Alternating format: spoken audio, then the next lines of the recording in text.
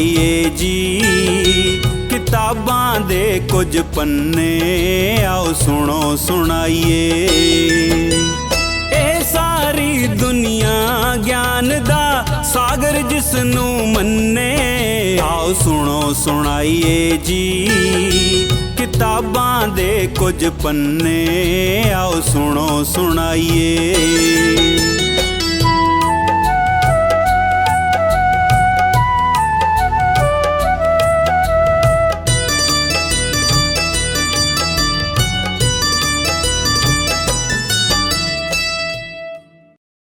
ਨਮਸਕਾਰ, ਆਦਾਬ, ਸਤਿ ਸ੍ਰੀ ਅਕਾਲ ਦੋਸਤੋ। ਮੈਂ ਹਾਂ ਸਰਬਜੀਤ ਸਿੰਘ ਅਤੇ ਹਾਜ਼ਰ ਹਾਂ ਪ੍ਰੋਗਰਾਮ ਲੈ ਕੇ ਕਿਤਾਬਾਂ ਦੇ ਪੰਨੇ। ਅੱਜ ਦੇ ਇਸ ਪ੍ਰੋਗਰਾਮ ਵਿੱਚ ਤੁਸੀਂ ਸੁਣੋਗੇ ਨਾਨਕ ਸਿੰਘ ਦੀ ਲਿਖੀ ਪੁਸਤਕ ਮੇਰੀ ਦੁਨੀਆ ਦਾ 22ਵਾਂ ਅਧਿਆਇ, ਜਿਸ ਦਾ ਸਿਰਲੇਖ ਹੈ ਮੈਂ ਕਿਵੇਂ ਲਿਖਦਾ ਹਾਂ। ਪਿਛਲੇ 30-35 ਸਾਲਾਂ ਤੋਂ ਮੈਂ ਜਿਹੋ ਜਿਹਾ ਵੀ ਚੰਗਾ ਮਾੜਾ ਲਿਖਦਾ ਚਲਾ ਆ ਰਿਹਾ ਹਾਂ, ਇਸ ਨੇ ਜਿੱਥੇ ਮੇਰੇ ਪਾਠਕਾਂ ਦਾ ਦਾਇਰਾ ਚੌੜਾ ਕਰ ਦਿੱਤਾ ਹੈ, ਉੱਥੇ ਮੇਰੇ ਉੱਤੇ ਕੀਤੇ ਜਾਣ ਵਾਲੇ ਪ੍ਰਸ਼ਨਾਂ ਦੀ ਭਰਮਾਰ ਵੀ ਕਾਫੀ ਵੱਧ ਗਈ ਹੈ। ਪ੍ਰਸ਼ਨਕਰਤਿਆਂ ਵੱਲੋਂ ਅਣਗਿਣਤ ਕਿਸਮ ਦੀਆਂ ਪੁੱਛਾਂ ਮੈਥੋਂ ਕੀਤੀਆਂ ਜਾਂਦੀਆਂ ਨੇ, ਜਿਨ੍ਹਾਂ ਦੇ ਯਥਾਯੋਗ ਉੱਤਰ ਮੈਂ ਦਿੰਦਾ ਹੀ ਰਹਿੰਦਾ ਹਾਂ। ਪਰ ਇੱਕ ਕਿਸਮ ਦਾ ਸਵਾਲ ਮੇਰੇ ਉੱਤੇ ਸਭ ਤੋਂ ਵੱਧ ਕੀਤਾ ਜਾਂਦਾ ਹੈ, ਤੇ ਇਹ ਸਵਾਲ ਹੈ, ਮੈਂ ਕਿਵੇਂ ਲਿਖਦਾ ਹਾਂ। ਕਿਵੇਂ ਪ੍ਰਸ਼ਨ ਦਾ ਬਾਹਰੀ ਰੂਪ ਤਾਂ ਬਿਲਕੁਲ ਸਾਦਾ ਜਿਹਾ ਹੈ, ਤੇ ਜਿਸ ਦਾ ਉੱਤਰ ਵੀ ਓਨੀ ਹੀ ਸਰਲਤਾ ਨਾਲ ਦਿੱਤਾ ਜਾ ਸਕਦਾ ਹੈ ਕਿ ਜਿਵੇਂ ਸਾਰੇ ਲੋਕੀ ਲਿਖਦੇ ਨੇ ਤਿਵੇਂ ਹੀ ਮੈਂ ਲਿਖਦਾ ਹਾਂ, ਅਰਥਾਤ ਕਲਮ ਦਵਾਤ ਜਾਂ ਪੈਨ ਨਾਲ। ਪਰ ਜੇ ਇਸ ਕਿਵੇਂ ਸ਼ਬਦ ਨੂੰ ਉਹਨਾਂ ਭਾਵਾਂ ਵਿੱਚ ਲਿਆ ਜਾਏ ਜਿਨ੍ਹਾਂ ਦੇ ਅਨੁਰੂਪ ਇਹ ਪ੍ਰਸ਼ਨ ਕੀਤਾ ਜਾਂਦਾ ਹੈ, ਤਾਂ ਮੈਨੂੰ ਇਹ ਕਹਿਣ ਲਈ ਖਿਮਾ ਕੀਤਾ ਜਾਵੇ ਕਿ ਪ੍ਰਸ਼ਨ ਕਿਵੇਂ ਦੀ ਥਾਂ ਕਿਉਂ ਹੋਣਾ ਚਾਹੀਦਾ ਹੈ, ਅਰਥਾਤ ਕਿਉਂ ਮੇਰੇ ਅੰਦਰ ਲਿਖਣ ਲਈ ਉਤਸੁਕਤਾ ਪੈਦਾ ਹੁੰਦੀ ਹੈ, ਕਿਹੜੇ ਮਨੋਵਿਕਾਰਾਂ ਜਾਂ ਭਾਵਨਾਵਾਂ ਦੇ ਅੰਤਰਗਤ ਮੈਂ ਲਿਖਣ ਲਈ ਪ੍ਰੇਰਿਆ ਜਾਂਦਾ ਹਾਂ, ਕਿੰਨਾ ਸਮਾਜਿਕ ਪਰਿਸਥਿਤੀਆਂ ਤੋਂ ਪ੍ਰਭਾਵਿਤ ਹੋ ਕੇ ਮੈਂ ਲਿਖਣ ਲਈ ਮਜਬੂਰ ਹੁੰਦਾ ਹਾਂ। ਸੋ ਇਸ ਲੇਖੇ ਸਵਾਲ ਇਹ ਨਹੀਂ ਪੈਦਾ ਹੁੰਦਾ ਕਿ ਮੈਂ ਕਿਵੇਂ ਲਿਖਦਾ ਹਾਂ, ਬਲਕਿ ਇਹ ਕਿ ਮੈਂ ਕਿਉਂ ਲਿਖਦਾ ਹਾਂ। ਪੰਛੀ ਨੂੰ ਜੇ ਤੁਸੀਂ ਪੁੱਛੋ ਕਿ ਉਹ ਕਿਵੇਂ ਜਾਂ ਕਿਉਂ ਉੱਡਦਾ ਹੈ, ਜੇ ਕਦੀ ਉਸ ਕੋਲ ਜ਼ੁਬਾਨ ਹੁੰਦੀ ਤਾਂ ਉਹ ਕਹਿ ਦਿੰਦਾ, ਮੈਨੂੰ ਇਸ ਗੱਲ ਦਾ ਕੀ ਪਤਾ ਕਿ ਮੈਂ ਕਿਉਂ ਉੱਡਦਾ ਹਾਂ। ਮੈਂ ਤਾਂ ਇੰਨਾ ਹੀ ਜਾਣਦਾ ਕਿ ਮੇਰੇ ਅੰਦਰ ਜਿਸ ਵੇਲੇ ਉੱਡਣ ਦੀ ਉਕਸਾਹਟ ਪੈਦਾ ਹੁੰਦੀ ਏ, ਮੈਂ ਉੱਡ ਪੈਂਦਾ ਹਾਂ। ਮੈਂ ਵੀ ਇਸ ਪ੍ਰਸ਼ਨ ਦੇ ਉੱਤਰ ਵਿੱਚ ਇਹੋ ਉਕਤੀ ਪੇਸ਼ ਕਰਕੇ ਕੰਮ ਸਾਰ ਲੈਂਦਾ ਜੇ ਮੈਂ ਨਿਰਾ ਜ਼ਬਾਨਦਾਰ ਪੰਛੀ ਹੀ ਹੁੰਦਾ। ਪਰ ਮੈਂ ਤਾਂ ਇੱਕ ਮਨੁੱਖ ਹਾਂ, ਜਿਸ ਪਾਸ ਜ਼ਬਾਨ ਤੋਂ ਛੁੱਟ ਹੋਰ ਵੀ ਬੜਾ ਕੁਝ ਹੈ। ਸੋ ਮੇਰਾ ਫਰਜ਼ ਬਣਦਾ ਹੈ ਕਿ ਉਪਰੋਕਤ ਪ੍ਰਸ਼ਨ ਦੇ ਉੱਤਰ ਵਿੱਚ ਸਵਿਸਤਾਰ ਵਿਚਾਰ ਪ੍ਰਗਟ ਕਰਾਂ। ਇੰਜ ਸਮਝ ਲਓ ਕਿ ਮੇਰੀਆਂ ਅੱਖਾਂ ਅੱਗੇ ਇੱਕ ਤਸਵੀਰ ਜਹੀ ਮੌਜੂਦ ਹੈ, ਸਮਾਜ ਦੀ ਤਸਵੀਰ, ਜਿਸ ਨੂੰ ਜਿੰਨੀ ਰੀਝ ਨਾਲ ਮੈਂ ਤੱਕਦਾ ਹਾਂ, ਓਨੀ ਹੀ ਬਹੁਤਾਤ ਵਿੱਚ ਮੇਰੇ ਅੰਦਰ ਚੀਸਾਂ ਤੇ ਪੀੜਾਂ ਉੱਠਣ ਲੱਗਦੀਆਂ ਨੇ। ਕਾਰਨ ਤਸਵੀਰ ਮੈਨੂੰ ਇੰਨੀ ਡਰਾਉਣੀ ਤੇ ਬੀਭਤਸ ਦਿਖਾਈ ਦਿੰਦੀ ਹੈ ਕਿ ਮੇਰਾ ਹਿਰਦਾ ਇਸ ਨੂੰ ਸਹਿਣ ਨਹੀਂ ਕਰ ਸਕਦਾ। ਤਸਵੀਰ ਵਿਚਲੇ ਸਰੀਰ ਦਾ ਕੋਈ ਅੰਗ ਲਕਵੇ ਦਾ ਮਾਰਿਆ, ਕੋਈ ਗੰਦੇ ਫੋੜਿਆਂ ਨਾਲ ਤਰੱਕਿਆ ਹੋਇਆ, ਤੇ ਕੋਈ ਕਿਸੇ ਹੋਰ ਬਿਮਾਰੀ ਵਿੱਚ ਗਰਸਿਆ ਹੋਇਆ ਮੇਰੀ ਦ੍ਰਿਸ਼ਟੀ ਗੋਚਰ ਹੁੰਦਾ ਹੈ। ਪੀੜਾਂ ਤੇ ਚੀਸਾਂ ਦਾ ਸਤਾਇਆ ਹੋਇਆ ਮੈਂ ਚਿੱਲਾ ਉੱਠਦਾ ਹਾਂ, ਬੜਬੜਾ ਉੱਠਦਾ ਹਾਂ, ਤੇ ਕਦੀ-ਕਦੀ ਭੁੱਬਾਂ ਵੀ ਮਾਰਨ ਲੱਗ ਪੈਂਦਾ ਹਾਂ। ਮਨੁੱਖ ਨੂੰ ਭੈੜੀਆਂ ਕੁਰਖਤ ਆਵਾਜ਼ਾਂ ਸੁਣਨ ਦੀ ਆਦਤ ਨਹੀਂ, ਇਹ ਮੈਂ ਜਾਣਦਾ ਹਾਂ। ਸੰਭਵ ਸੀ ਕਿ ਮੇਰੀ ਚੀਕ ਪੁਕਾਰ ਤੋਂ ਬਚਣ ਲਈ ਲੋਕੀ ਕੰਨਾਂ ਵਿੱਚ ਉਂਗਲਾਂ ਪਾ ਲੈਂਦੇ, ਪਰ ਮੈਨੂੰ ਸ਼ੱਕਰ ਵਰਗੀ ਕੋਈ ਚੀਜ਼ ਲੱਭ ਪਈ। ਕਿੱਥੋਂ ਲੱਭੀ, ਕਿਵੇਂ ਲੱਭੀ, ਇਸ ਦਾ ਜ਼ਿਕਰ ਅੱਗੇ ਚੱਲ ਕੇ ਕਰਾਂਗਾ। ਇੱਥੇ ਕੇਵਲ ਇਹੋ ਦੱਸਣਾ ਚਾਹੁੰਦਾ ਹਾਂ ਕਿ ਉਸੇ ਮਿੱਠੀ ਚੀਜ਼ ਦੀ ਮਿਲਾਵਟ ਨੇ ਮੇਰੇ ਉਸ ਕੰਨ ਪਾੜੂ ਆਰਤਨਾਦ ਨੂੰ ਨਾ ਕੇਵਲ ਸਹਾਰਨਯੋਗ ਬਲਕਿ ਸੁਆਦਲਾ ਵੀ ਬਣਾ ਦਿੱਤਾ ਹੈ। ਇਹ ਸੀ ਗਲਪ ਦੀ ਚਾਸ਼ਨੀ। ਸੱਚੀ ਗੱਲ ਪੁੱਛੋ ਤਾਂ ਆਪਣੇ ਨਾਵਲਕਾਰ ਹੋਣ ਬਾਰੇ ਮੈਨੂੰ ਕਦੀ ਵੀ ਵਿਸ਼ਵਾਸ ਨਹੀਂ ਹੋਇਆ। ਨਾਵਲ ਦੇ ਨਾਂ ਹੇਠ ਮੈਂ ਜੇ ਕੁਝ ਲਿਖਿਆ ਹੈ ਤਾਂ ਇਹ ਉਹੀ ਮੇਰੀਆਂ ਮਿਠਾਸ ਰਲਵੀਆਂ ਪਰ ਕੌੜੀਆਂ ਪੁਕਾਰਾਂ ਸਨ ਜਿਨ੍ਹਾਂ ਨੂੰ ਲੋਕਾਂ ਨੇ ਨਾਵਲ ਆਖਣਾ ਸ਼ੁਰੂ ਕਰ ਦਿੱਤਾ, ਤੇ ਉਹਨਾਂ ਦੀ ਦੇਖਾ ਦੇਖੀ ਮੈਂ ਵੀ ਆਪਣੇ ਆਪ ਨੂੰ ਨਾਵਲਕਾਰ ਸਮਝਣ ਲੱਗ ਪਿਆ। ਨਾਵਲਕਾਰ ਮੈਂ ਹਾਂ ਜਾਂ ਨਹੀਂ, ਇਹ ਗੱਲ ਵੱਖਰੀ ਹੈ, ਪਰ ਮੇਰੀ ਲਿਖਤ ਬਾਰੇ ਜੇ ਮੇਰੇ ਉੱਤੇ ਕੋਈ ਸਵਾਲ ਕੀਤਾ ਜਾਵੇ ਤੇ ਕੀਤਾ ਜਾਵੇ ਮੈਨੂੰ ਨਾਵਲਕਾਰ ਸਮਝ ਕੇ, ਤਾਂ ਜਵਾਬ ਵਿੱਚ ਕੁਝ ਨਾ ਕੁਝ ਤਾਂ ਮੈਨੂੰ ਕਹਿਣਾ ਹੀ ਬਣਦਾ ਹੈ। ਸੋ ਇਸ ਸਵਾਲ ਦਾ ਕਿ ਮੈਂ ਕਿਵੇਂ ਜਾਂ ਕਿਉਂ ਲਿਖਦਾ ਹਾਂ, ਯਥਾਸ਼ਕਤ ਜਵਾਬ ਹਾਜ਼ਰ ਹੈ। ਇਸ ਤੋਂ ਪਹਿਲਾਂ ਕਿ ਮੈਂ ਆਪਣੇ ਵਿਚਾਰ ਦੀ ਵਿਆਖਿਆ ਕਰਾਂ, ਮੈਨੂੰ ਆਪਣੇ ਪਿਛੋਕੜ ਵੱਲ ਇੱਕ ਝਾਤੀ ਮਾਰ ਲੈਣੀ ਚਾਹੀਦੀ ਹੈ। ਸਿੱਧ ਪੱਧਰੀ ਜਿਹੀ ਬੈਂਤ ਰਚਨਾ ਤੇ ਗੀਤ ਰਚਨਾ ਨੂੰ ਵੀ ਜੇ ਸਾਹਿਤ ਦਾ ਦਰਜਾ ਦਿੱਤਾ ਜਾ ਸਕਦਾ ਹੋਵੇ, ਤਾਂ ਮੈਂ ਕਹਿ ਸਕਦਾ ਹਾਂ ਕਿ ਮੇਰੇ ਲੇਖਣ ਕਾਲ ਦਾ ਆਰੰਭ ਸੰਨ 1909 ਤੋਂ ਹੋਇਆ, ਜਦੋਂ ਮੇਰੀ ਉਮਰ 12 ਸਾਲ ਦੀ ਸੀ। 13ਵੇਂ ਸਾਲ ਪਾਰ ਕਰਨ ਤੋਂ ਪਹਿਲਾਂ ਮੇਰੀ ਸਭ ਤੋਂ ਪਹਿਲੀ ਲਿਖਤ ਸੀ ਹਰਫੀ ਹੰਸਰਾਜ ਛਪੀ, ਤੇ ਇਸ ਤੋਂ 4-5 ਸਾਲ ਬਾਅਦ ਜਦੋਂ ਮੈਂ ਹੰਸਰਾਜ ਤੋਂ ਨਾਨਕ ਸਿੰਘ ਬਣ ਚੁੱਕਾ ਸਾਂ, ਸਤਿਗੁਰ ਮਹਿਮਾ ਨਾਂ ਦਾ ਇੱਕ ਗੀਤ ਸੰਗ੍ਰਹਿ ਛਪਿਆ। ਉਸ ਤੋਂ ਅਗਲੇ 5 ਵਰ੍ਹਿਆਂ ਵਿੱਚ ਮੈਂ ਜਿੰਨਾ ਕੁਝ ਵੀ ਲਿਖਿਆ, ਇਹ ਬੈਂਤਾਂ ਜਾਂ ਗੀਤਾਂ ਦੀ ਸ਼ਕਲ ਵਿੱਚ ਹੀ ਸੀ, ਜਿਹੜਾ ਕਈਆਂ ਛੋਟੀਆਂ-ਛੋਟੀਆਂ ਕਿਤਾਬਾਂ ਦੀ ਸ਼ਕਲ ਵਿੱਚ ਛਪਦਾ ਰਿਹਾ। ਖਾਸ ਕਰਕੇ 1919 ਵਿੱਚ ਜਦੋਂ ਜਲ੍ਹਿਆਂਵਾਲੇ ਬਾਗ ਵਿੱਚ ਗੋਲੀ ਚੱਲੀ ਸੀ, ਉਦੋਂ ਦੀ ਛਾਪੀ ਹੋਈ ਇੱਕ ਕਿਤਾਬ ਨੇ ਤਾਂ ਮੈਨੂੰ ਹੱਸੇ ਖਾਸੇ ਸ਼ਾਇਰਾਂ ਦੀ ਕਤਾਰ ਵਿੱਚ ਲੈ ਆਂਦਾ। ਜਲ੍ਹਿਆਂਵਾਲੇ ਬਾਗ ਦਾ ਸਾਕਾ ਵਿਸਾਖੀ ਵਾਲੇ ਦਿਨ ਹੋਇਆ ਸੀ, ਜਿਸ ਕਰਕੇ ਮੈਂ ਉਸ ਕਿਤਾਬ ਦਾ ਨਾਂ ਖੂਨੀ ਵਿਸਾਖੀ ਰੱਖਿਆ। ਉਸ ਦੁਰਘਟਨਾ ਨੇ ਕਿੰਨਾ ਕੁ ਮੇਰੇ ਦਿਲ ਨੂੰ ਪੱਛਿਆ। ਨਮੂਨੇ ਵਜੋਂ ਖੂਨੀ ਵਿਸਾਖੀ ਵਿਚਲਾ ਇੱਕ ਬੈਂਤ ਪੇਸ਼ ਕਰਦਾ ਹਾਂ। ਹਾਏ ਹਾਏ ਆਜ਼ਾਦੀ ਦੇ ਆਸ਼ਕਾਂ ਨੂੰ, ਕੂਚਾਏ ਕਾਤਿਲ ਲੈ ਚੱਲੀ ਤਕਦੀਰ ਖਿੱਚ ਕੇ, ਹੋਣੀ ਆਖਦੀ ਜਾਓਗੇ ਨੱਸ ਕਿੱਥੇ, ਜਦ ਕਿ ਮੌਤ ਨੇ ਪਾਏ ਜ਼ੰਜੀਰ ਖਿੱਚ ਕੇ। ਕਤਲਗਾਹ ਵੱਲ ਜਾਓ ਉਹ ਸਰਫਰੋਸ਼ੋ, ਡਾਇਰ ਆਵਸੀ ਹੁਣੇ ਸ਼ਮਸ਼ੀਰ ਖਿੱਚ ਕੇ, ਹੋਈ ਕਿਸ ਤਰ੍ਹਾਂ ਨਾਲ ਕਤਲੇਆਮ ਉੱਥੇ, ਨਾਨਕ ਸਿੰਘ ਤੂੰ ਦੱਸ ਤਸਵੀਰ ਖਿੱਚ ਕੇ। ਇਹ ਇੱਕ ਹੈਰਾਨੀ ਵਾਲੀ ਹੀ ਗੱਲ ਜਾਪੇਗੀ ਕਿ ਕਿਸ ਤਰ੍ਹਾਂ ਇੱਕ ਤੁੱਛ ਜਿਹਾ ਤੁਕਬੰਦ ਨਾਵਲ ਨਵੀਸੀ ਦੇ ਮੋੜ ਵੱਲ ਮੁੜ ਪਿਆ, ਜਦ ਕਿ ਨਾ ਤਾਂ ਉਸ ਦੇ ਖਾਨਦਾਨ ਵਿੱਚ ਕੋਈ ਸਾਹਿਤਕ ਰੁਚੀਆਂ ਵਾਲਾ ਬੰਦਾ ਪੈਦਾ ਹੋਇਆ ਸੀ, ਤੇ ਨਾ ਹੀ ਆਲੇ ਦੁਆਲੇ ਵਿੱਚੋਂ ਉਸ ਨੂੰ ਐਸਾ ਕੁਝ ਪ੍ਰਾਪਤ ਹੋਇਆ। ਖੁਦ ਮੈਂ ਇਹ ਸੋਚ ਕੇ ਕਈ ਵਾਰਾਂ ਅਚੰਭਿਤ ਹੁੰਦਾ ਹਾਂ, ਪਰ ਆਖਿਰ ਕੁਝ ਤਾਂ ਕਾਰਨ ਹੋਵੇਗਾ ਹੀ। ਕਾਰਨ ਬਿਨਾਂ ਤਾਂ ਕੋਈ ਕਾਰਜ ਹੋ ਹੀ ਨਹੀਂ ਸਕਦਾ। ਜਿੰਨਾ ਕੁਝ ਇਸ ਬਾਰੇ ਮੇਰੀ ਸਮਝ ਵਿੱਚ ਆਇਆ ਹੈ, ਉਸੇ ਦੇ ਆਧਾਰ 'ਤੇ ਦੱਸਦਾ ਹਾਂ।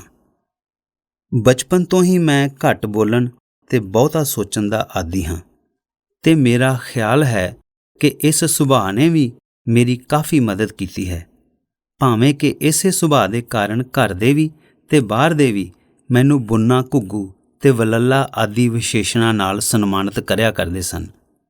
ਸਕੂਲ ਵਿੱਚ ਬੈਠਣ ਦਾ ਸੁਭਾਗ ਮੈਨੂੰ 4-5 ਵਰ੍ਹਿਆਂ ਤੋਂ ਵੱਧ ਨਹੀਂ ਸੀ ਪ੍ਰਾਪਤ ਹੋਇਆ, ਪਰ ਪੜ੍ਹਨ ਲਿਖਣ ਦੀ ਰੀਝ ਮੇਰੇ ਅੰਦਰ ਬੇਪਨਾਹ ਸੀ, ਜਿਸ ਦਾ ਫਲ ਰੂਪ ਭਾਈ ਵੀਰ ਸਿੰਘ ਤੇ ਭਾਈ ਮੋਹਨ ਸਿੰਘ ਵੈਦ ਦੇ ਲਿਟਰੇਚਰ ਤੋਂ ਆਰੰਭ ਕਰਕੇ ਅਲਫ ਲੈਲਾ, ਸੋਹਣੀ, ਹੀਰ ਤੇ ਚੰਦਰਕਾਂਤਾ ਆਦਿ ਕਿਸੇ ਕਹਾਣੀਆਂ ਥਾਣੀ ਲੰਘਦਾ ਹੋਇਆ ਮੈਂ ਟੈਗੋਰ, ਬੰਕਿਮ, ਇਕਬਾਲ ਆਦਿ ਅਨੇਕਾਂ ਸਾਹਿਤਕਾਰਾਂ ਦੀਆਂ ਰਚਨਾਵਾਂ ਪੜ੍ਹਦਾ ਚਲਾ ਗਿਆ। ਤੇ ਛੇਕੜ ਜਦ ਪ੍ਰੇਮ ਚੰਦ ਨੂੰ ਪੜ੍ਹਨ ਦੀ ਵਾਰੀ ਆਈ ਤਾਂ ਅਚਿੰਤੇ ਹੀ ਅੰਦਰ ਇੱਕ ਚਿੰਨ੍ਹ ਜਿਹੀ ਮੱਗ ਉੱਠੀ ਨਾਵਲਕਾਰ ਬਣਨ ਦੀ। ਗਲਪਕਾਰ ਦੇ ਤੌਰ 'ਤੇ ਜਿੱਥੋਂ ਤੀਕ ਮੈਨੂੰ ਯਾਦ ਹੈ, ਮੇਰਾ ਲਿਖਣ ਸਮਾਂ 1922 ਤੋਂ ਸ਼ੁਰੂ ਹੁੰਦਾ ਹੈ, ਜਦੋਂ 2 ਕੁ ਦਰਜਨ ਕਹਾਣੀਆਂ ਲਿਖ ਲੈਣ ਤੋਂ ਬਾਅਦ ਰਿਸਾਲਾ ਪ੍ਰੀਤਮ, ਫੁਲਵਾੜੀ ਤੇ ਰਣਜੀਤ ਨਗਾਰਾ ਵਿੱਚ ਮੇਰਾ ਕਾਫੀ ਥਾਂ ਬਣ ਗਿਆ। ਉਸ ਤੋਂ ਅਗਲੇ 2-3 ਸਾਲਾਂ ਵਿੱਚ ਮੈਂ ਛੋਟੇ-ਛੋਟੇ 4 ਨਾਵਲ ਮਤਰੇਈ ਮਾਂ, ਕਾਲ ਚੱਕਰ, ਪ੍ਰੇਮ ਸੰਗੀਤ ਤੇ ਮਿੱਠਾ ਮੋਹਰਾ ਲਿਖੇ, ਪਰ ਇਹਨਾਂ ਚੌਹਾਂ ਨੂੰ ਨਾਵਲ ਨਾ ਕਹਿ ਕੇ ਮਸ਼ਕ ਦੀ ਪੱਟੀ ਸਮਝਦਾ ਹੋਇਆ ਅਸਲੀ ਲੇਖਣ ਸਮਾਂ ਮੈਂ 1929 ਨੂੰ ਹੀ ਮੰਨਦਾ ਹਾਂ, ਜਦੋਂ ਚਿੱਟਾ ਲਹੂ ਲਿਖਿਆ। ਚਿੱਟਾ ਲਹੂ ਦੀ ਛਾਣਬੀਣ ਕਰਦਿਆਂ ਪੰਜਾਬੀ ਆਲੋਚਕਾਂ ਨੇ ਕਾਫੀ ਕੁਝ ਲਿਖਿਆ ਹੈ, ਜਿਸ ਕਰਕੇ ਇਸ ਦੇ ਕਿਸੇ ਤਕਨੀਕੀ ਪਹਿਲੂ ਨੂੰ ਘੋਖਣ ਦੀ ਮੈਂ ਲੋੜ ਨਹੀਂ ਸਮਝਦਾ।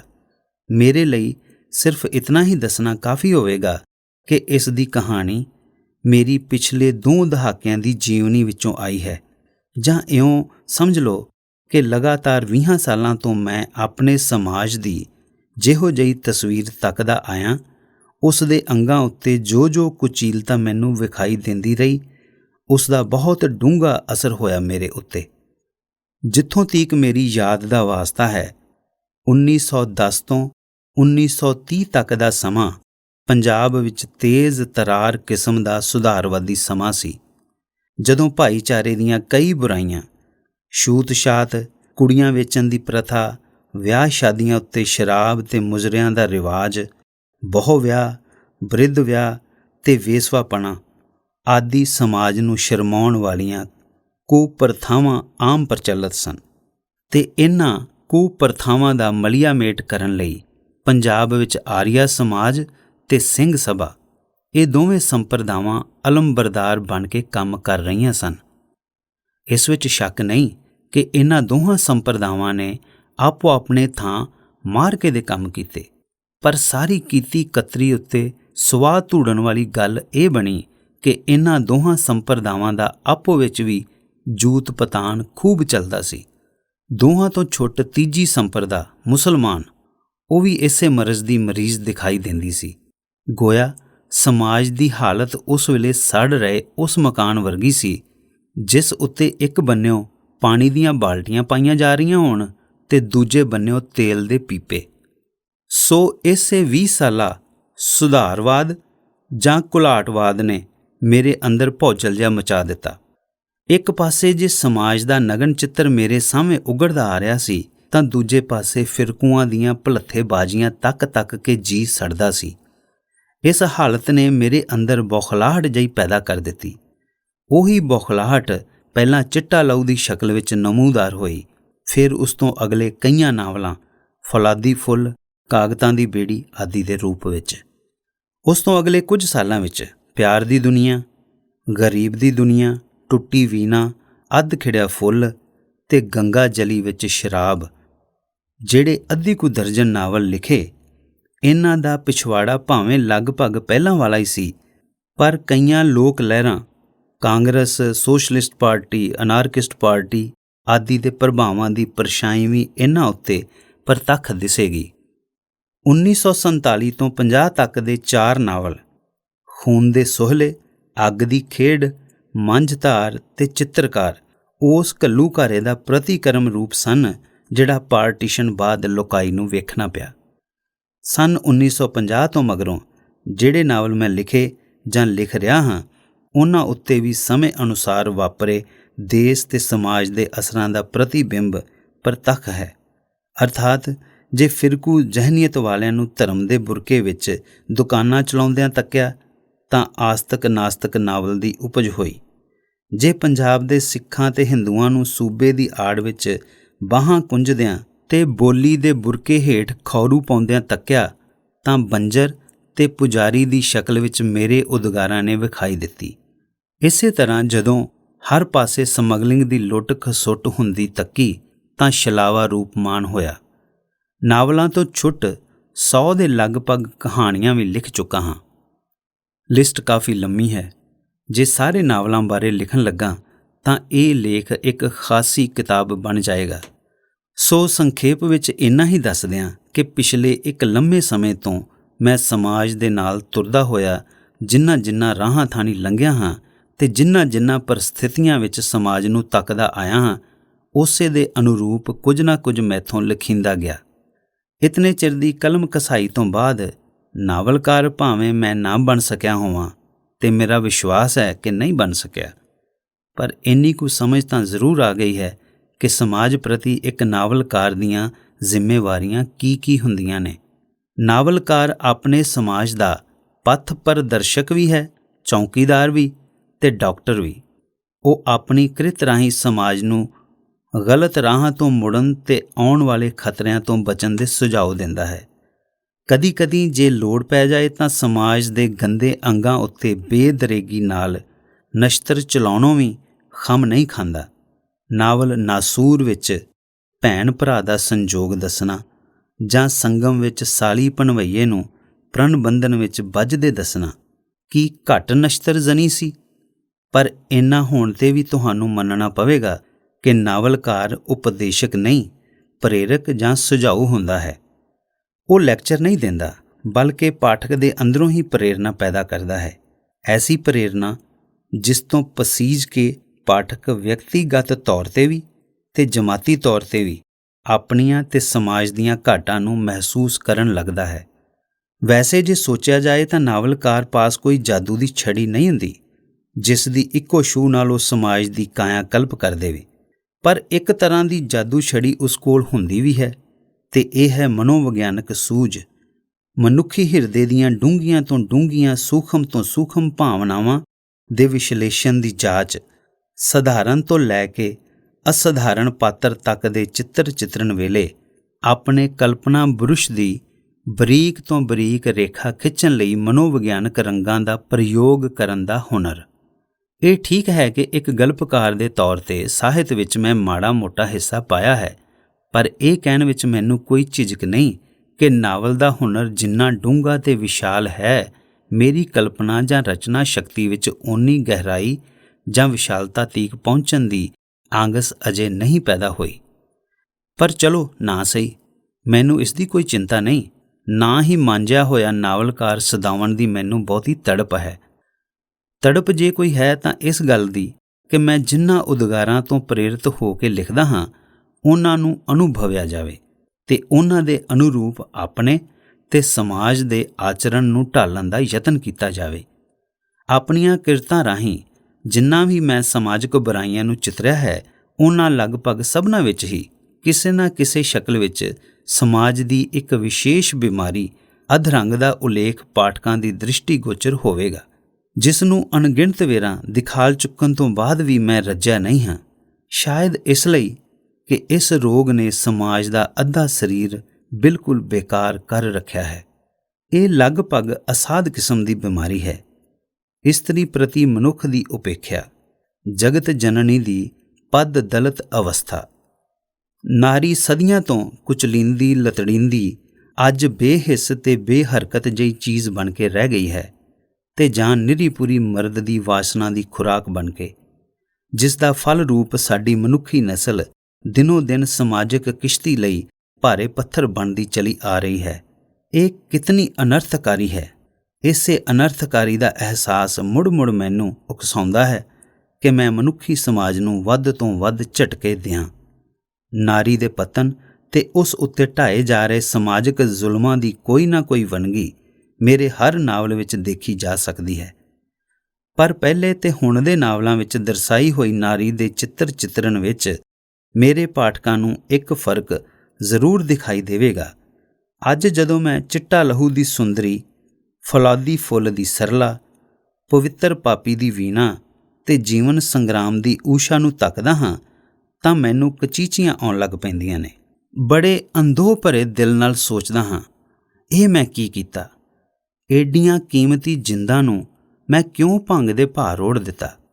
ਕੋਈ ਛੁਰਾ ਮਾਰ ਕੇ ਖੁਦਕੁਸ਼ੀ ਕਰ ਗਈ, ਕਿਸੇ ਨੇ ਪਿਆਰ ਦੇ ਰਾਹ ਵਿੱਚ ਉਸਰੀਆਂ ਕੰਧਾਂ ਨਾਲ ਟੱਕਰਾਂ ਮਾਰ ਕੇ ਆਪਣੇ ਆਪ ਨੂੰ ਖਤਮ ਕਰ ਦਿੱਤਾ ਅਤੇ ਕੋਈ ਹੋਰ ਕਿਸੇ ਢੰਗ ਨਾਲ ਮੌਤ ਦੇ ਘਾਟ ਉਤਰ ਗਈ। ਆਖਰ ਕਿਉਂ ਉਹਨਾਂ ਬੇਦੋਸ਼ੀਆਂ ਨੂੰ ਮੈਂ ਮਰਨ ਦਿੱਤਾ? ਜੇ ਕਦੀ ਅੱਜ ਉਹਨਾਂ ਦੇਵੀਆਂ ਨੂੰ ਚਿੱਤਰਦਾ ਤਾਂ ਕੀ ਇੰਜ ਮੈਂ ਉਹਨਾਂ ਨੂੰ ਮਰਨ ਦਿੰਦਾ? ਨਹੀਂ, ਬਲਕਿ ਉਹਨਾਂ ਨੂੰ ਉਸੇ ਰੂਪ ਵਿੱਚ ਪੇਸ਼ ਕਰਦਾ ਜਿਵੇਂ ਮਗਰਲੇ ਨਾਵਲਾਂ ਆਦਮਖੋਰ ਵਿੱਚ ਸੁਲੋਚਨਾ, ਕੱਟੀ ਹੋਈ ਪਤੰਗ ਵਿੱਚ ਕਾਮਨੀ, ਨਾਸੂਰ ਵਿੱਚ ਬਾਲੀ, ਸੰਗਮ ਵਿੱਚ ਲਲਿਤਾ, ਆਸਤਕ ਨਾਸਤਕ ਵਿੱਚ ਅੰਬੋ, ਬੰਜਰ ਵਿੱਚ ਮੇਨਕਾ ਅਤੇ ਸ਼ਲਾਵਾ ਵਿੱਚ ਅਰੁਣਾ ਨੂੰ ਲਿਆਂਦਾ ਹੈ, ਜਿਨ੍ਹਾਂ ਦੀਆਂ ਬਲਵਾਨ ਆਤਮਾਵਾਂ ਤੋਂ ਪ੍ਰੇਰਨਾ ਲੈ ਕੇ ਮੇਰੇ ਦੇਸ਼ ਦੀ ਨਾਰੀ ਦਾ ਮਨ ਹਕੀਕੀ ਨਾਰੀ ਬਣਨ ਲਈ ਜੇ ਉਤੇਜਿਤ ਨਾ ਵੀ ਹੋਵੇ ਤਾਂ ਘੱਟੋ ਘੱਟ ਇੰਨਾ ਤਾਂ ਹੋਵੇਗਾ ਹੀ ਕਿ ਉਸ ਨੂੰ ਆਪਣੇ ਹਮਜਿਨਸ ਤਬਕੇ ਲਈ ਸਿਰ ਧੁੰਨਣਾ ਪਵੇ। ਪਰ ਇਸ ਨੂੰ ਆਪਣੀ ਲੇਖਣੀ ਦੀ ਖਾਮੀ ਸਮਝਦਿਆਂ ਹੋਇਆਂ ਵੀ ਇਹ ਸੋਚ ਕੇ ਮੇਰੇ ਮਨ ਨੂੰ ਸੰਤੋਖ ਹੁੰਦਾ ਹੈ ਕਿ ਪਹਿਲੀਆਂ ਨਾਇਕਾਵਾਂ ਦਾ ਬਲੀਦਾਨ ਅਜਾਈਂ ਨਹੀਂ ਜਾਵੇਗਾ। ਇੱਕ ਤਰ੍ਹਾਂ ਨਾਲ ਚੰਗਾ ਹੀ ਹੋਇਆ ਕਿ ਪਹਿਲਾਂ ਨਾਰੀ ਦੇ ਕਰੁਣ ਚਿੱਤਰ ਦਿਖਾਲਣ ਤੋਂ ਬਾਅਦ ਮਗਰਲੇ ਨਾਵਲਾਂ ਰਾਹੀਂ ਮੈਂ ਉਸ ਨੂੰ ਨਾਰੀ ਤਵ ਦੇ ਆਸਣ 'ਤੇ ਬਿਰਾਜਮਾਨ ਵਿਖਾਲਣ ਦਾ ਯਤਨ ਕੀਤਾ ਹੈ। ਇੰਜ ਜੇ ਤਸਵੀਰ ਦੇ ਦੋਵੇਂ ਪਾਸੇ ਨਾ ਦਿਖਾਲਦਾ ਤਾਂ ਸ਼ਾਇਦ ਮੇਰਾ ਪੁਰਸ਼ਾਰਥ ਅਧੂਰਾ ਹੀ ਰਹਿ ਜਾਂਦਾ। ਨਾਵਲਕਾਰ ਦੀਆਂ ਸਮਾਜ ਪ੍ਰਤੀ ਜ਼ਿੰਮੇਵਾਰੀਆਂ ਦਾ ਜ਼ਿਕਰ ਕਰਦਿਆਂ ਇਤਨੀ ਗੱਲ ਹੋਰ ਵੀ ਦੱਸਦਿਆਂ ਕਿ ਸਮਾਜਿਕ ਉਸਰਈਆ ਉਸ ਮੂਰਤੀਕਾਰ ਵਰਗਾ ਹੁੰਦਾ ਹੈ ਜਿਸ ਦੇ ਸਾਹਮਣੇ ਇੱਕ ਭਾਰਾ ਤੇ ਬੇਡੌਲ ਜਿਹਾ ਪੱਥਰ ਮੌਜੂਦ ਹੁੰਦਾ ਹੈ। ਮੂਰਤੀਕਾਰ ਦੇ ਇੱਕ ਹੱਥ ਵਿੱਚ ਸ਼ੈਣੀ ਤੇ ਇੱਕ ਵਿੱਚ ਹਥੌੜੀ ਹੁੰਦੀ ਹੈ, ਪਰ ਇਸ ਤੋਂ ਪਹਿਲਾਂ ਕਿ ਉਹ ਆਪਣੀ ਸ਼ੈਣੀ ਪੱਥਰ ਨਾਲ ਛੁਹਾਵੇ, ਉਸ ਦੀ ਕਲਪਨਾ ਵਿੱਚ ਇੱਕ ਮੁਕੰਮਲ ਮੂਰਤੀ ਸਮਾ ਚੁੱਕੀ ਹੁੰਦੀ ਹੈ ਜਿਹੜੀ ਉਸ ਨੂੰ ਉਸ ਪੱਥਰ ਦੇ ਅੰਦਰ ਦਿਖਾਈ ਦੇਣ ਲੱਗ ਪੈਂਦੀ ਹੈ। ਗੋਇਆ ਜੋ ਕੁਝ ਜਿਸ ਤਰ੍ਹਾਂ ਦੀ ਮੂਰਤੀ ਉਹ ਘੜਨੀ ਚਾਹੁੰਦਾ ਹੈ ਉਹ ਪਹਿਲਾਂ ਹੀ ਬਣ ਚੁੱਕੀ ਹੁੰਦੀ ਹੈ। ਬਾਕੀ ਜੇ ਕੋਈ ਕੰਮ ਉਸ ਲਈ ਰਹਿ ਜਾਂਦਾ ਹੈ ਤਾਂ ਮੂਰਤੀ ਜਾਂ ਉਸ ਪੱਥਰ ਵਿੱਚੋਂ ਵਾਧੂ ਹਿੱਸੇ ਨੂੰ ਕੱਟ ਕੇ ਸੁੱਟ ਦੇਣਾ। ਇਸੇ ਇਰਾਦੇ ਨਾਲ ਉਹ ਸ਼ੈਣੀ ਤੇ ਹਥੌੜੀ ਦਾ ਪ੍ਰਯੋਗ ਸ਼ੁਰੂ ਕਰਦਾ ਹੈ। ਇੱਦਾਂ ਹੀ ਨਾਵਲਕਾਰ ਵੀ ਇੱਕ ਭਾਰੇ ਬੇਸੁਰੇ ਤੇ ਬੇਕਾਰ ਜਿਹੇ ਪੱਥਰ ਦੇ ਰੂਪ ਵਿੱਚ ਸਮਾਜ ਦਾ ਆਕਾਰ ਆਪਣੇ ਸਾਹਮਣੇ ਟਿਕਿਆ ਮਹਿਸੂਸ ਕਰਦਾ ਹੈ। ਉਸ ਨੂੰ ਵਿਸ਼ਵਾਸ ਹੁੰਦਾ ਹੈ ਕਿ ਜੇ ਉਸ ਦੀ ਕਲਪਨਾ ਤੇ ਕਲਮ ਦੋਵੇਂ ਮਿਲ ਕੇ ਸੁਘੜਤਾ ਨਾਲ ਆਪਣਾ ਕੰਮ ਕਰਦੀਆਂ ਹੋਈਆਂ ਉਸ ਪੱਥਰ ਵਿੱਚੋਂ ਫਾਲਤੂ ਤੇ ਬੇਕਾਰ ਭਾਗ ਨੂੰ ਛਿਲਕਦੀਆਂ ਤਰਾਸ਼ਦੀਆਂ ਜਾਣ ਤਾਂ ਸਮਾਂ ਪਾ ਕੇ ਪੱਥਰ ਵਿੱਚੋਂ ਇੱਕ ਨਰੋਏ, ਮਨਮੋਹਕ ਤੇ ਸੁੰਦਰ ਅੰਗਾਂ ਵਾਲੀ ਮੂਰਤੀ ਉੱਗੜ ਆਉਣ ਦੀ ਸੰਭਾਵਨਾ ਹੋ ਸਕਦੀ ਹੈ ਜਿਹੜੀ ਉਸ ਦੀ ਕਲਪਨਾ ਵਿੱਚ ਸਮਾਈ ਹੋਈ ਹੁੰਦੀ ਹੈ। ਆਪਣੀ 30 ਸਾਲਾਂ ਦੀ ਜਦੋਜਹਿਦ ਵਿੱਚ ਮੈਂ ਕਿੰਨਾ ਕੁ ਸਫਲ ਮਨੋਰਥ ਹੋਇਆ ਹਾਂ, ਇਹ ਵੀ ਇੱਕ ਸਵਾਲ ਹੈ ਜਿਹੜਾ ਮੇਰੇ ਉੱਤੇ ਕੀਤਾ ਜਾਂਦਾ ਹੈ। ਮੇਰਾ ਉੱਤਰ ਹੈ ਕਿ ਮਨੁੱਖੀ ਸਮਾਜ ਕਦੀ ਵੀ ਪੂਰੇ ਤੌਰ 'ਤੇ ਸੁਧਰ ਨਹੀਂ ਸਕਿਆ, ਨਾ ਹੀ ਕਦੀ ਐਸਾ ਹੋਵੇਗਾ। ਮਨੁੱਖ ਹੈ ਹੀ ਇੱਕ ਐਸੀ ਚੀਜ਼ ਦਾ ਨਾਂ ਜਿਸ ਦੀ ਰਚਨਾ ਗੁਣਾਂ ਤੇ ਔਗੁਣਾਂ ਦੇ ਮੇਲ ਤੋਂ ਹੋਈ ਹੈ। ਦੇਵਤਿਆਂ ਦੀ ਗੱਲ ਅਸੀਂ ਨਹੀਂ ਕਰਦੇ ਕਿਉਂਕਿ ਉਹ ਸਾਡੇ ਵਿੱਚੋਂ ਕਦੀ ਕਿਸੇ ਨੇ ਨਹੀਂ ਵੇਖੇ, ਪਰ ਮਨੁੱਖਾਂ ਦੀ ਦੁਨੀਆ ਤਾਂ ਦੇਵਤਿਆਂ ਦੀ ਨਹੀਂ। ਧਰਮ ਤੇ ਅਧਰਮ, ਪਾਪ ਤੇ ਪੁੰਨ, ਗੁਣ ਤੇ ਔਗਣ, ਇਹ ਪਰੰਪਰਾ ਤੋਂ ਮਨੁੱਖੀ ਸੁਭਾਅ ਦੇ ਨਾਲ ਚੱਲੇ ਆਏ ਨੇ। ਵੱਡੇ ਵੱਡੇ ਅਵਤਾਰ ਪੈਗੰਬਰ ਵੀ ਆਪੋ ਆਪਣੇ ਸਮਿਆਂ ਵਿੱਚ ਜ਼ੋਰ ਲਾ ਕੇ ਚਲੇ ਗਏ, ਪਰ ਕੀ ਕਦੀ ਵੀ ਮਨੁੱਖੀ ਸਮਾਜ ਸਮੁੱਚੇ ਤੌਰ 'ਤੇ ਸੁਧਰ ਸਕਿਆ ਹੈ? ਮੇਰੇ ਕਹਿਣ ਦਾ ਭਾਵ ਇਹ ਹੈ ਕਿ ਸਮਾਜ ਨੂੰ ਪੂਰਨ ਤੌਰ 'ਤੇ ਬੇਐਬ ਜਾਂ ਪਵਿੱਤਰ ਬਣਾਉਣਾ ਨਾ ਕਿਸੇ ਕਲਾਕਾਰ ਦੇ ਤੇ ਨਾ ਹੀ ਕਿਸੇ ਅਵਤਾਰ ਪੈਗੰਬਰ ਦੇ ਵੱਸ ਦਾ ਰੋਗ ਹੈ। ਇਹ ਤਾਂ ਇੱਕ ਅਜਿਹੀ ਇਮਾਰਤ ਹੈ ਜਿਸ ਨੇ ਸ਼ਾਇਦ ਕਦੀ ਵੀ ਪੂਰਨਤਾ ਤੱਕ ਨਹੀਂ ਪਹੁੰਚਣਾ। ਬਸ ਇਸ ਦਾ ਉਸਰਦੇ ਜਾਣਾ ਹੀ ਇਸ ਦੀ ਪੂਰਨਤਾ ਤੇ ਸੰਪੰਨਤਾ ਹੈ। ਲੋੜ ਇਸ ਗੱਲ ਦੀ ਹੈ ਕਿ ਹਰ ਕਲਾਕਾਰ, ਜਿਸ ਨੂੰ ਸਮਾਜਿਕ ਉਸਰਈਆ ਕਿਹਾ ਜਾਂਦਾ ਹੈ, ਪੂਰੀ ਹਿੰਮਤ, ਇਮਾਨਦਾਰੀ, ਦ੍ਰਿੜਤਾ ਤੇ ਸੁਚੱਜ ਨਾਲ ਰੰਦੇ ਉੱਤੇ ਰੰਦਾ ਲਾਈ ਚਲਾ ਜਾਵੇ। ਵੱਧ ਤੋਂ ਵੱਧ ਯਤਨਾਂ ਨਾਲ ਸਮਾਜ ਦੀ ਕੁਰੂਪਤਾ ਦੂਰ ਕਰਨ ਤੇ ਉਸ ਦੇ ਨਕਸ਼ਾਂ ਵਿੱਚ ਖੁਸ਼ਨੁਮਾਈ ਭਰਨ, ਵੱਧ ਤੋਂ ਵੱਧ ਉਸ ਦੀ ਇਮਾਰਤ ਨੂੰ ਉਚਾਈ ਤੱਕ ਪਹੁੰਚਾਉਣ ਵਿੱਚ ਲੱਗਾ ਰਹੇ। ਇਹੋ ਜਿਹਾ ਕੋਈ ਰੰਦਾ ਲਾਉਣ ਵਿੱਚ ਮੇਰਾ ਪੁਰਸ਼ਾਰਥ ਕਿੱਥੋਂ ਤੱਕ ਸਫਲ ਹੋਇਆ ਹੈ? ਜਵਾਬ ਵਿੱਚ ਮੈਂ ਇੰਨਾ ਹੀ ਕਹਿ ਸਕਦਾ ਹਾਂ ਕਿ ਸਫਲ ਭਾਵੇਂ ਨਾ ਹੋਇਆ ਹੋਵਾਂ ਤੇ ਭਾਵੇਂ ਨਾ ਮਾਤਰ ਹੋਇਆ ਹੀ ਹੋਵਾਂ, ਮੈਨੂੰ ਕੋਈ ਫਰਕ ਨਹੀਂ ਜਾਪਦਾ, ਕਿਉਂਕਿ ਮੈਂ ਦੱਸ ਆਇਆ ਹਾਂ ਕਿ ਮੈਂ ਨਾਵਲਕਾਰ ਦੇ ਤੌਰ 'ਤੇ ਕੁਝ ਨਹੀਂ ਲਿਖਿਆ। ਪਰ ਇੱਕ ਗੱਲ ਦੀ ਮੈਨੂੰ ਤਸੱਲੀ ਵੀ ਹੈ ਤੇ ਕਿਸੇ ਹੱਦ ਤੀਕ ਗਰਵ ਵੀ ਕਿ ਮੇਰੀਆਂ ਲਿਖਤਾਂ ਪੜ੍ਹਨ ਨਾਲ ਜਨਤਕ ਰੁਚੀਆਂ ਵਿੱਚ ਜ਼ਰੂਰ ਥੋੜ੍ਹਾ ਬਹੁਤਾ ਪਰਿਵਰਤਨ ਆਇਆ ਹੈ। ਹੋਰ ਨਹੀਂ ਤਾਂ ਇੰਨਾ ਜ਼ਰੂਰ ਕਿ ਪਾਠਕ ਮੇਰੇ ਨਾਵਲਾਂ ਨੂੰ ਪੜ੍ਹ ਕੇ ਕੁਝ ਨਾ ਕੁਝ ਸੋਚਣ ਲਈ ਮਜਬੂਰ ਹੋ ਜਾਂਦੇ ਨੇ। ਸੋਚਣ ਤੋਂ ਛੁੱਟ ਕਦੀ ਕੁਝ ਕਰਨ ਲਈ ਟੁੰਬੇ ਵੀ ਜਾਂਦੇ ਹੋਣਗੇ, ਐਸਾ ਹੀ ਮੇਰਾ ਵਿਸ਼ਵਾਸ ਹੈ। ਸੋ ਇਸ ਪੱਖੋਂ ਮੈਂ ਨਿਰਸੰਕੋਚ ਕਹਿ ਸਕਦਾ ਹਾਂ ਕਿ ਮੇਰਾ ਪੁਰਸ਼ਾਰਥ ਸਫਲ ਰਿਹਾ ਹੈ। ਲਿਖਣ ਦੇ ਸੰਬੰਧ ਵਿੱਚ ਇੱਕ ਹੋਰ ਸਵਾਲ ਵੀ ਮੇਰੇ ਉੱਤੇ ਅਕਸਰ ਕੀਤਾ ਜਾਂਦਾ ਹੈ ਕਿ ਮੈਂ ਕਿਸ ਵਾਦ ਨੂੰ ਆਪਣਾ ਨਿਸ਼ਾਨਾ ਬਣਾ ਕੇ ਨਾਵਲ ਲਿਖਦਾ ਹਾਂ। ਮੇਰਾ ਉੱਤਰ ਹੈ ਕਿ ਲਿਖਣ ਲੱਗਿਆਂ ਮੈਂ ਕਿਸੇ ਵਾਦ ਨੂੰ ਆਪਣੀ ਸੇਧ ਕਦੀ ਨਹੀਂ ਬਣਾਇਆ, ਨਾ ਹੀ ਮੈਂ ਕਿਸੇ ਵਿਸ਼ੇਸ਼ ਪਾਰਟੀ ਦਾ ਪ੍ਰਚਾਰਕ ਬਣ ਕੇ ਕਦੀ ਲਿਖਦਾ ਹਾਂ। ਮੈਂ ਤੇ ਮੇਰਾ ਸਮਾਜ, ਮੈਂ ਤੇ ਮੇਰੀ ਮਨੁੱਖਤਾ, ਅਸੀਂ ਇੱਕ ਦੂਜੇ ਨਾਲ ਇੰਜ ਅਭੇਦ ਹਾਂ ਕਿ ਕਦੀ ਵੀ ਮੈਂ ਇਹਨਾਂ ਤੋਂ ਨਿਖੜ ਕੇ ਕੁਝ ਸੋਚ ਨਹੀਂ ਸਕਦਾ। ਮੇਰੇ ਸਮਾਜ ਜਾਂ ਮੇਰੀ ਮਨੁੱਖਤਾ ਦੇ ਪਿੰਡੇ 'ਤੇ ਜੇ ਕੋਈ ਖਰਾਸ਼ ਵੱਜਦੀ ਹੈ ਤਾਂ ਮੈਨੂੰ ਉਸ ਦੀ ਪੀੜ ਹੋਣੀ ਸੁਭਾਵਕ ਹੈ। ਫਿਰ ਕਿਉਂ ਮੈਨੂੰ ਇਸ ਗੱਲ ਦੀ ਲੋੜ ਮਹਿਸੂਸ ਹੋਵੇ ਕਿ ਮੈਂ ਉਚੇਚੇ ਤੌਰ 'ਤੇ ਕਿਸੇ ਮਿੱਥੇ ਹੋਏ ਵਾਦ ਨੂੰ ਪ੍ਰਚਾਰਨ ਲਈ ਜਾਂ ਕਿਸੇ ਵਿਸ਼ੇਸ਼ ਪਾਰਟੀ ਦਾ ਝੰਡਾ ਮੋਢੇ 'ਤੇ ਰੱਖ ਕੇ ਆਪਣਾ ਕੰਮ ਕਰਾਂ। ਇਹ ਗੱਲ ਵੱਖਰੀ ਹੈ ਕਿ ਪੜਚੋਲੀ ਤਬਕਾ ਮੇਰੇ ਇਸ ਕਥਨ ਨੂੰ ਵੀ ਕਿਸੇ ਨਾ ਕਿਸੇ ਵਾਦ ਵੱਲ ਘਸੀਟ ਕੇ ਲੈ ਜਾਵੇ। ਪਰ ਮੇਰਾ ਇਸ ਬਾਰੇ ਇਹੋ ਉੱਤਰ ਹੈ ਕਿ ਮੈਂ ਕਦੀ ਕਿਸੇ ਵਾਦ ਦੇ ਅਧੀਨ ਲਿਖਣ ਦੀ ਵਾਦੀ ਨਹੀਂ ਪਾਈ। ਨਾ ਹੀ ਮੈਂ ਆਪਣੇ ਆਪ ਨੂੰ ਜਾਂ ਆਪਣੀ ਕਲਮ ਨੂੰ ਕਿਸੇ ਵਿਸ਼ੇਸ਼ ਪਾਰਟੀ ਦੇ ਨਿਯਮਾਂ ਉਪ ਨਿਯਮਾਂ ਦਾ ਪਾਬੰਦ ਖਿਆਲ ਕਰਦਾ ਹਾਂ। ਦੋਸਤੋ, ਤੁਸੀਂ ਸੁਣ ਰਹੇ ਸੀ ਨਾਨਕ ਸਿੰਘ ਦੀ ਲਿਖੀ ਪੁਸਤਕ ਮੇਰੀ ਦੁਨੀਆ ਦਾ 22ਵਾਂ ਅਧਿਆਇ, ਮੈਂ ਕਿਵੇਂ ਲਿਖਦਾ ਹਾਂ। ਅੱਜ ਇੰਨਾ ਹੀ। ਰੱਬ ਰਾਖਾ।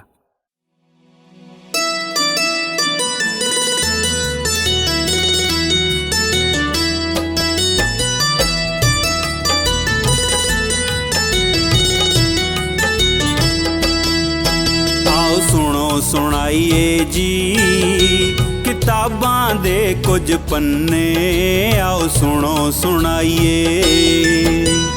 ਇਹ ਸਾਰੀ ਦੁਨੀਆ ਗਿਆਨ ਦਾ ਸਾਗਰ ਜਿਸ ਨੂੰ ਮੰਨੇ, ਆਓ ਸੁਣੋ ਸੁਣਾਈਏ ਜੀ ਕਿਤਾਬਾਂ ਦੇ ਕੁਝ ਪੰਨੇ, ਆਓ ਸੁਣੋ ਸੁਣਾਈਏ।